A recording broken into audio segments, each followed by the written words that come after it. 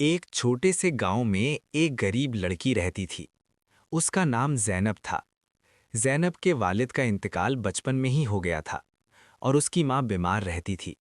घर में ना कोई कमाने वाला था, ना कोई सहारा। ज़ैनब दिन भर लोगों के घरों में काम करती ताकि अपनी माँ के लिए 2 वक्त की रोटी ला सके। लेकिन एक दिन ऐसा आया जब उनके घर में खाने का एक दाना भी नहीं था। ज़ैनब की माँ भूख और बीमारी से कमज़ोर हो चुकी थी और वो मुश्किल से सांस ले रही थी। ज़ैनब की आंखों में आंसू थे। वो भागती हुई बाहर गई, लेकिन किसी ने उसकी मदद ना की। कोई कहता कल आना, कोई दरवाज़ा बंद कर लेता। मायूस होकर वो वापस घर आई। अपनी माँ को उस हालत में देखकर वो टूट गई।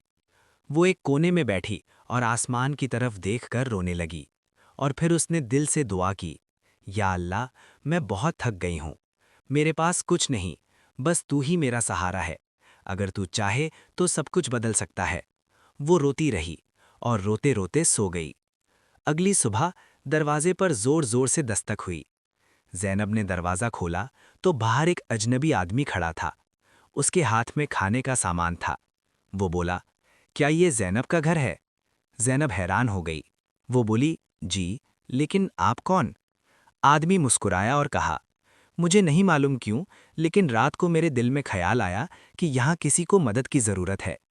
ज़ैनब की आंखों में आंसू आ गए। वो आदमी सिर्फ खाना ही नहीं, बल्कि कुछ पैसे भी देकर चला गया। उस दिन के बाद उस आदमी ने ज़ैनब और उसकी माँ की जिम्मेदारी उठा ली। ज़ैनब की माँ का इलाज हुआ और वो आहिस्ता आहिस्ता ठीक होने लगी। वक्त गुजरता गया।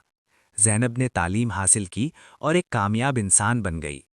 लेकिन वो कभी नहीं भूली वो रात जब उसके पास कुछ भी नहीं था और उसने सिर्फ अल्लाह से दुआ की थी।